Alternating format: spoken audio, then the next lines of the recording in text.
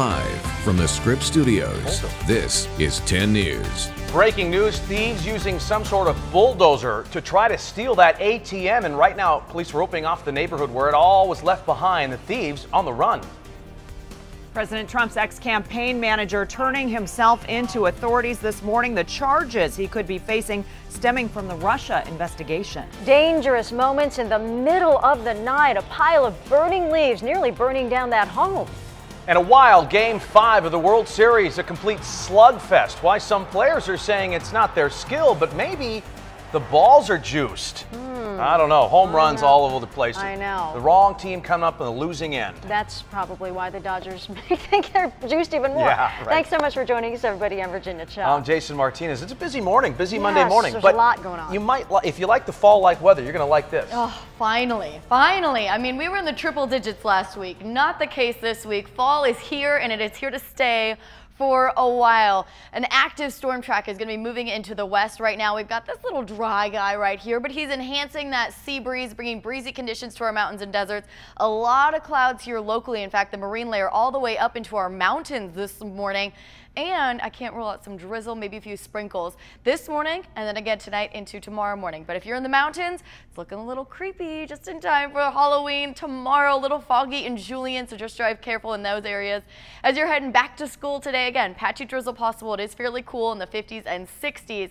Sweater weather is finally here because we're going to see a lot of 60s across the board from the coast to the mountains to our inland neighborhoods. Some inland neighborhoods, though, topping off right about 70 degrees.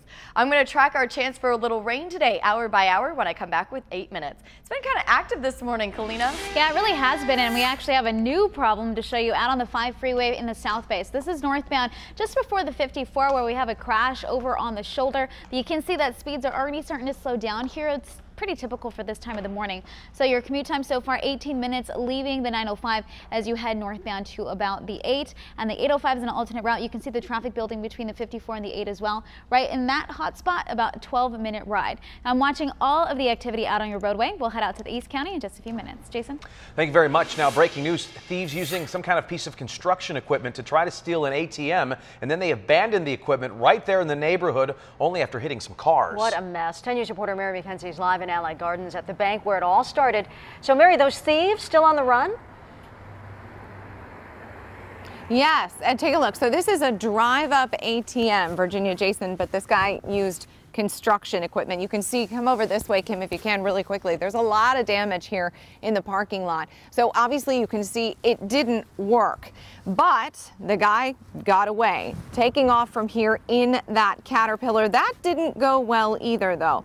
If we have Paul Andreg's live picture, he crashed into possibly multiple parked cars a couple of blocks away and presumably took off running. Police have this neighborhood around Barclay and Mound blocked off while they try to find out if he's hiding nearby.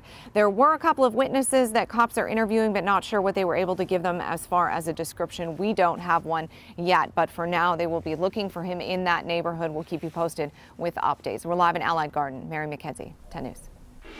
And with breaking news here in the 10 News Live Center, former Trump campaign chair Paul Manafort turning himself into the Justice Department special counsel Robert Mueller this morning. And we do have video, Robert, if you can follow me over here, of video of him arriving to the FBI headquarters. This is their field office this morning. That federal grand jury approved charges against him in the Russia investigation.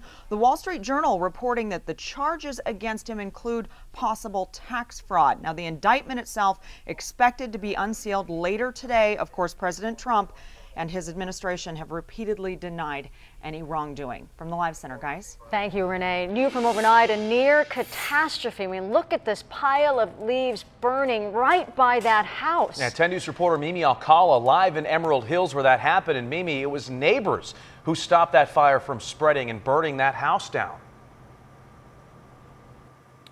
Exactly, Jason, Virginia, and the smell out here is still pretty strong. In the last 30 minutes or so, we also saw some hot spots popping up in this large charred debris pile. But again, those homeowners very lucky that the quick-thinking neighbors and firefighters were able to stop the flames right at the shed before they could jump over to that home. The neighbors were knocking on the door, making sure everyone was up, so it was a good community effort today.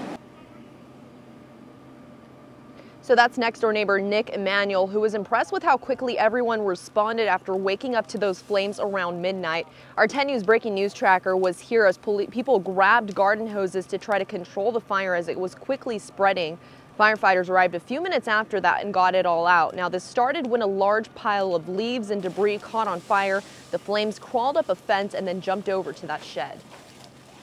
There's tumbleweeds, leaves, old wood stuff in there. So who knows how it started. Thank God everyone's safe. And yeah, the community did a good job today. So you can see that the family here did lose quite a lot of belongings, but again, fortunately, no one was hurt in this fire. The cause is still under investigation, but again, a good reminder to always clear any dry brush from around your home. Live in Emerald Hills, Mimi Alcala, 10 News. All right, thank you, Mimi. This is a developing story. 2 cars hit a man last night, killing him on a street in Chula Vista. Happened just before 7 on Broadway. Police say the man was in the road when a Pontiac struck him, sent him flying. He landed down the street and then was hit again by the white Nissan you see. The driver stopped the car with the man still under it. A woman in the car behind the Pontiac told us they swerved when they saw something flying into the road. We thought it was a trash bag, so he kind of pulled into the second lane to make sure because he didn't want it to burn under his car.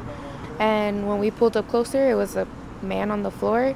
Oh, the man who was hit died in the street. The driver of the Pontiac that was the first car to hit him also went to the hospital. Both of the drivers are cooperating with police. Support pouring in for a Rancho Bernardo family this morning. This is a GoFundMe page now for funeral expenses and medical bills, already raising more than 13 grand right here. A fire tore through their home this weekend, killing 2 young children and badly injuring their father. These are the 2 children right over here, Isabella and Christos Lopez. Just 10 and 7 years old there. They both went to school at Sunset Hills Elementary, and today will be an extremely difficult day for their friends. Counselors, in fact, will be at their school. Their mom went yesterday to get the kids' belongings. Now, family friend Sam Trink says that Christos was quite the athlete playing basketball. His sister was an avid reader and wanted to be a doctor. There are 2 perfect little children, and so that makes it very difficult. Everyone was just devastated. No one, the first words out of everybody's mouth is no, that this can't be true. The children's dad is in critical condition at the hospital. Firefighters still trying to figure out what caused the fire. If you want to contribute to that GoFundMe page that we showed you, we've posted it on 10news.com. 6:06, the soldier killed in a helicopter crash in Afghanistan late Friday has been identified. Chief Warrant Officer Jacob Sims was a decorated veteran and a Black Hawk helicopter pilot. He deployed on a number of tours in Iraq and Afghanistan. He was 36-year-old and from Alaska.